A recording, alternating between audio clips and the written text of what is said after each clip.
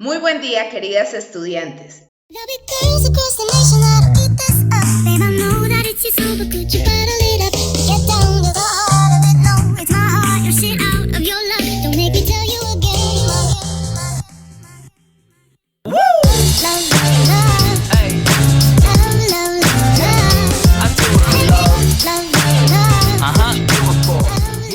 Hoy vamos a trabajar en la primera lección correspondiente al crédito de Psicología del Desarrollo, el desarrollo humano, las diferentes conductas que tienen los niños, las niñas y los adultos, y obviamente las conductas que presenta el ser humano por naturaleza. Vamos a ver los tipos de conductas, vamos a ver cómo se desglosan de acuerdo a la personalidad de cada individuo, vamos a ver de qué manera podemos abordarlas, trabajarlas y de pronto controlarlas según las situaciones que se puedan presentar en nuestra aula de clase.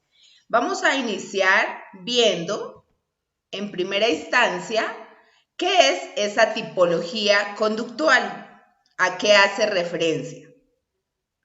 Es el proceso psicológico o conductual que cruza las características inherentes frente a el afecto, a petición, a aversión y el conocimiento, éxito, fracaso. En tal propuesta se define a la conducta mediante la delimitación de sistemas de sus tipos de modalidades. Básicamente, dichos tipos de conducta son los procesos psicológicos operantes simples y positivos y negativos. Esto quiere decir que los tipos de conducta se basan de acuerdo a las diferentes modalidades, a la diferente personalidad que se vaya fortaleciendo desde el mismo momento del nacimiento y cómo se vaya estimulando por parte de los padres de familia y de los docentes en el colegio. De esa manera se pueden presentar conductas positivas o negativas. Vamos a ver entonces cuáles son esos tipos de conductas que existen en el ser humano. Estas conductas son delimitadas, ¿sí? De acuerdo, como les decía anteriormente, a la personalidad. Tenemos la conducta innata, tenemos la conducta patológica, la conducta normal y anormal, tenemos las conductas aprendidas, tenemos las conductas fisiológicas y también tenemos las conductas que son propias, ¿sí? Por ADN, o sea, que son dejadas, aportadas por parte de los padres. Vamos a iniciar trabajando y abordando cada una de ellas para entender en qué consiste cada tipo de conducta. Vamos a iniciar con la conducta innata. Esta se da desde el mismo momento del nacimiento y se debe a la acción de los centros y vías que integran todo el sistema nervioso extrapiramidal, que es el principal responsable de las acciones sensoriales y motoras observadas durante los primeros meses de vida de un individuo. Esto quiere decir que son conductas naturales con las cuales el mismo ser humano nace. Son conductas que empieza a actuar y empieza a hacer de manera natural, desde el mismo momento en que nacen los bebés. Por otra parte, vamos a ver la conducta patológica. ¿Qué quiere decir? Lo patológico no puede venir determinado y exclusivamente por aquello que no es normal, o sea, por aquello que es anormal. No siempre se puede decir que una patología se dé por algo que es anormal. Aquello es muy importante, ya que no sabríamos decir qué es y qué no es normal. Depende de en qué parte del planeta se pregunte o se haga este interrogante. Por lo general, para salvarnos de estas diferencias transculturales, deberemos atender como patológica aquella conducta que cumpla una serie de criterios. ¿Cuáles son estos criterios? Criterios estadísticos, criterio social, criterio intra e interpersonal y los criterios biológicos. Esta conducta patológica quiere decir que una patología solo se desarrolla cuando se están viendo actitudes o comportamientos anormales a lo normal. Como se dice ahí, de acuerdo, toca verlo de acuerdo en qué sitio del mundo, del planeta, se pueda ver. Porque, por ejemplo, lo que es normal y consideramos normal en Colombia puede ser anormal, puede ser una patología en otro país.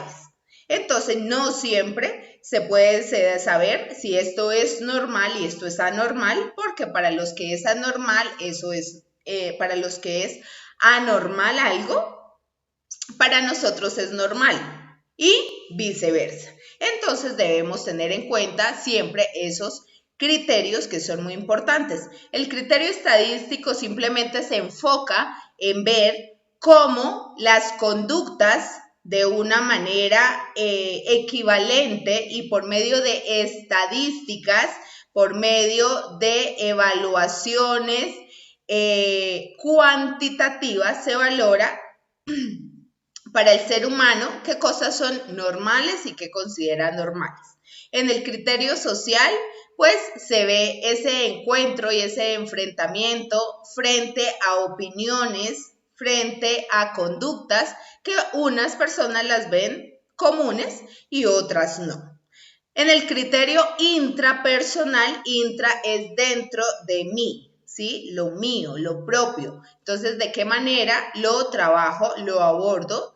¿Qué es lo que a mí me parece normal y qué es lo que me parece anormal? Y en la parte del interpersonal es el contacto directo y la comunicación, la socialización con el otro. Entonces, ¿de qué manera tengo ese tipo de pensamiento, ¿sí? Y comparto las mismas actitudes, los mismos pensamientos con el otro y si nos tenemos en cuenta si el mismo pensamiento normal que yo tengo es el mismo normal de la otra persona o no. Y finalmente tenemos los criterios biológicos, que son la parte de nuestro cuerpo, lo que nos dice qué está bien y qué está mal, de acuerdo también a esos hábitos con los que hemos crecido. Vamos a ver ahora, bueno, teniendo en cuenta estas conductas patológicas, es importante conocer las parafilias. ¿Sí? Que hay diferentes parafilias en el ser humano que se van desarrollando de acuerdo a diferentes características y todas las patologías son síntomas conductuales y siempre los detona algo, siempre hay un detonante por el cual se adquiere una parafilia que ya más adelante las vamos a ver, las vamos a trabajar y más importante, cada una de ustedes van a investigar en qué consisten las parafilias, cuáles son esas parafilias principales y de pronto cuáles son las parafilias que afectan directamente a la niñez. Ahora sí, vamos a ver la parte de la conducta normal. Esta conducta se basa principalmente en todas las cosas normales que consideramos. Es la que cumple con las adecuadas normas de convivencia, la que no agrede en forma alguna a la colectividad y la integridad de cada individuo. Esta se encarga de cumplir, participar, construir y alcanzar, tanto individual como colectivamente, el bien común. Para nosotros, los seres humanos en Colombia, lo normal es que actuemos de la mejor manera y que cumplamos todas esas leyes, normas, los valores éticos y morales que son supremamente importantes. Una persona, un individuo, un niño o niña que no cumpla con nada de esto, vamos a considerar que es un comportamiento anormal. Y ya más adelante vamos a ver en qué consisten estos comportamientos anormales que pueden aparecer.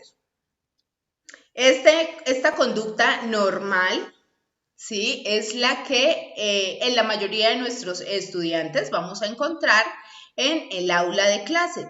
Niños que traen ya unos valores arraigados desde casa y ya sabemos que todo esto se debe inculcar es desde la familia. Se debe educar frente a los valores, las normas y los estados de convivencia desde el hogar.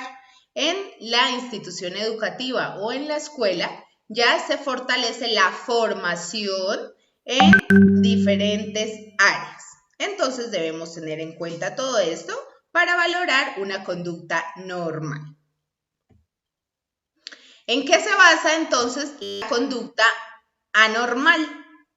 Simplemente es un trastorno de comportamiento infantil. Como vamos a trabajar y ver las conductas de nuestros estudiantes, entonces vamos a ver que esas conductas anormales, que las conductas que se presentan fuera de las cosas que cada uno considera que es un bien, ¿sí? Para cada ser humano, entonces ya se puede ver que aparece un trastorno de comportamiento infantil.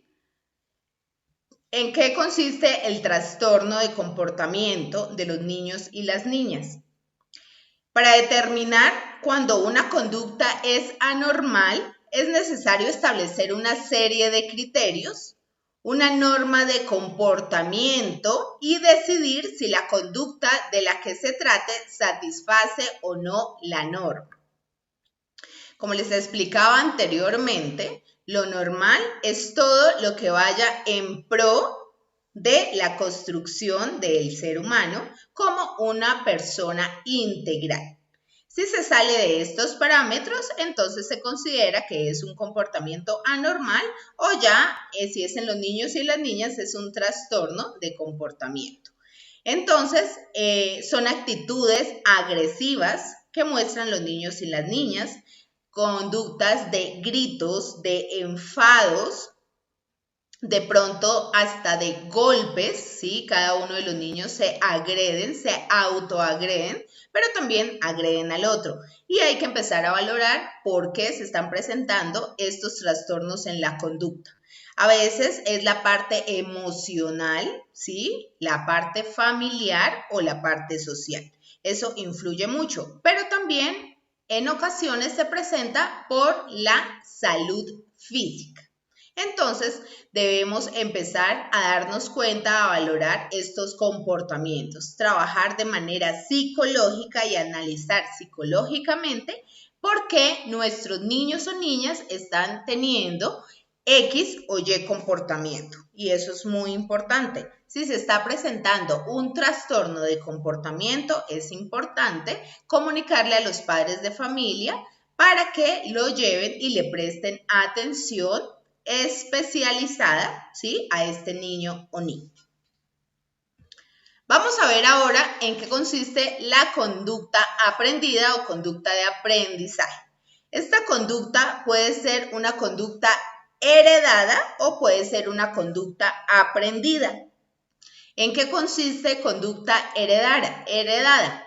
Que muchos papás y mamás heredan no solamente el dinero a sus hijos, sino de pronto habilidades que empiezan a potencializar desde muy pequeños. Por ejemplo, el gusto, el amor por la música, por el canto, por la danza. Muchas cosas de estas son hereditarias o se considera que han sido heredadas por los padres, por los abuelos o bisabuelos. Todas estas cosas también pueden resultar en la parte aprendida. No es porque lo haya heredado de mis padres o de mis abuelos, sino simplemente porque me nace ese interés a hacerlo y quiero aprenderlo. ¿Sí? Entonces, por eso es muy importante en la conducta de aprendizaje lograr estimular las diferentes habilidades y capacidades de nuestros niños y niñas por medio de la lúdica, el juego, la música, la danza y obviamente involucrando las 4 actividades rectoras que son supremamente importantes para fortalecer esa conducta aprendida y así despertar el amor hacia alguna área específica en cada uno de nuestros estudiantes y continuar fortaleciéndola siempre. También tenemos las conductas fisiológicas. Estas conductas fisiológicas son todas las que tienen que ver con nuestro físico, la parte física, nuestro cuerpo. Son respuestas determinadas por los procesos fisiológicos del organismo y es una conducta sana con posibilidad de ser operativa o no. Esta es una lección, es una parte que nos aporta Bianco, ¿sí? Un gran psicólogo. Es una cita tomada de 1998 donde decía que las conductas patológicas es una conducta enferma donde los procesos fisiológicos están alterados, pudiendo ser operativa o no. ¿Qué pasa? Que si se deja desarrollar mucho una conducta patológica, va a llegar a influir la conducta fisiológica, o sea, la parte física de cada uno de los individuos. Entonces, por eso es muy importante tener en cuenta y ver cada una de las conductas de nuestros niños y niñas. En cuanto a las conductas fisiológicas, entonces son conductas de acuerdo por nuestro cuerpo o nuestro organismo. Por ejemplo, el sueño, el hambre, el enojo. Tengamos en cuenta que nuestro sistema límbico direcciona todas nuestras emociones y eso hace parte de la fisiología de nuestro cuerpo. Entonces también ese puede ser un detonante conductual, de acuerdo a la parte emocional, ¿sí? De acuerdo al estado de ánimo que tenga cada uno de los niños y niñas, también puede tener un tipo de conducta. Si son niños y niñas que viven en un ambiente de agresividad en las casas, entonces va a ser lo que va a replicar en el aula de clase. Y por eso nosotras debemos estar muy pendientes de estos tipos de comportamiento que el niño o la niña tiene y si no, brindarle una ayuda adecuada y oportuna. Vamos a ver ahora, ya saliendo de los tipos de conducta que tiene el ser humano, vamos a ver y a enfocar dentro de estas conductas está el inconsciente personal. Es una parte que constituye aquellos aspectos de la mente y recuerdos que han sido reprimidos y aparentemente olvidados. Inconsciente quiere decir que es la parte que no es consciente de nuestro cuerpo, de nuestra mente. Como se dice allí, son aspectos, situaciones, experiencias vividas que aparentemente desaparecieron, pero no han desaparecido ni se han olvidado, solamente quedaron guardadas y archivadas. El inconsciente personal no es más que el resultado de la interacción entre el inconsciente colectivo y la sociedad. Esto es según Alonso. También ya enseguida vamos a hablar acerca del inconsciente colectivo, en qué consiste. Vamos a ver también que el inconsciente personal contiene las funciones de la percepción subliminal y la actividad de los sueños y fantasías relacionadas con recuerdos, deseos, experiencias personales reprimidas u olvidadas. O sea que este inconsciente personal simplemente es el que va guardando todas las cosas, tanto negativas como positivas, desde nuestra infancia y en este momento aparentemente están olvidadas o desaparecidas. Pero si vamos a hacer un estudio más a fondo por medio de técnicas de respiración, de relajación en cada uno de los seres humanos, vamos a darnos cuenta que van a empezar a salir y a fluir todos estos aspectos aparentemente desaparecidos, van a empezar a renacer, a revivir.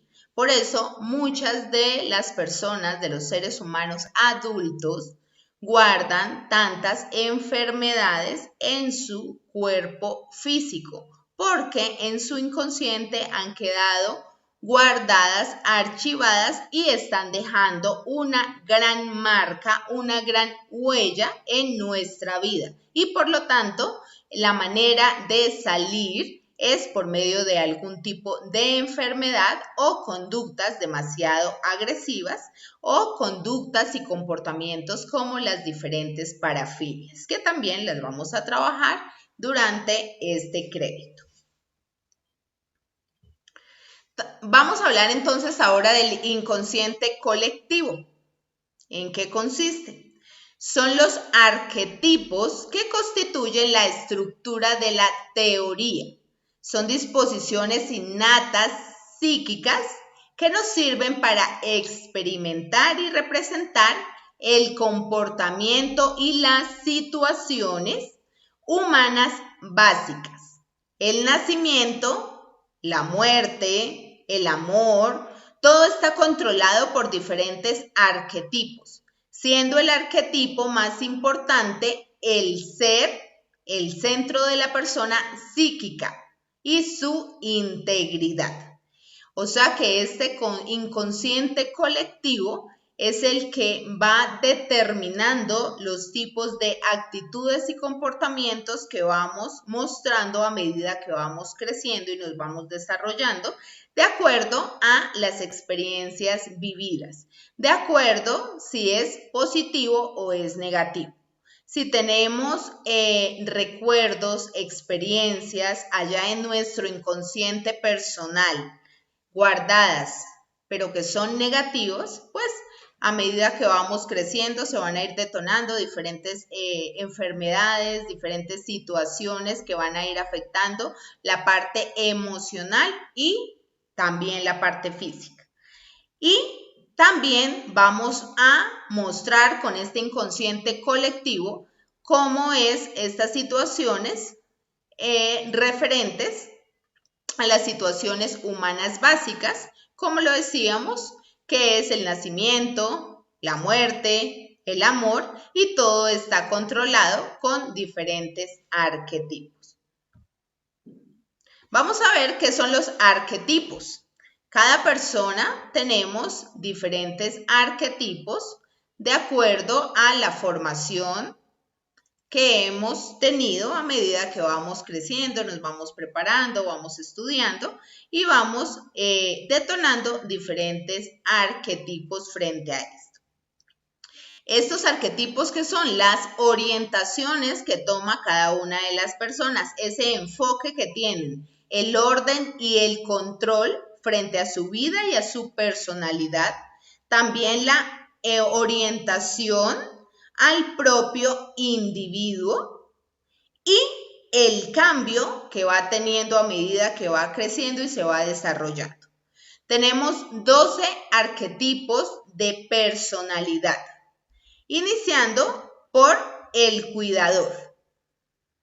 Siempre vamos a encontrar un cuidador y se vuelve ese círculo vicioso de los arquetipos. ¿Por qué? Porque un día a mí me cuidaron y hoy en día yo voy a cuidar. Y así sucesivamente.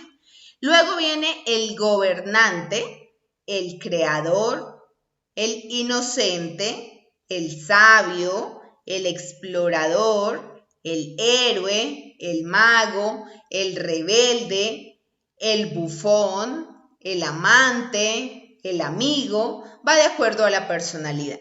Si nos damos cuenta, Siempre a todos los seres humanos nos han catalogado o nos hemos caracterizado por diferentes arquetipos.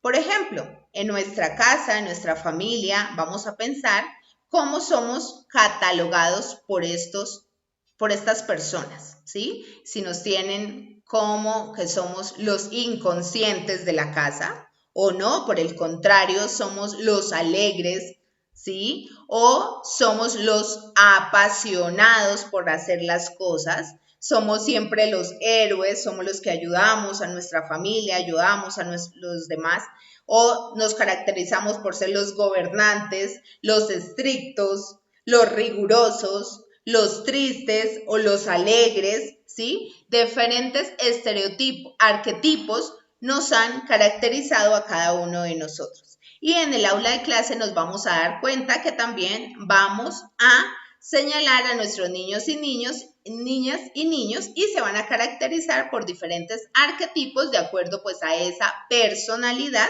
que van fortaleciendo día a día.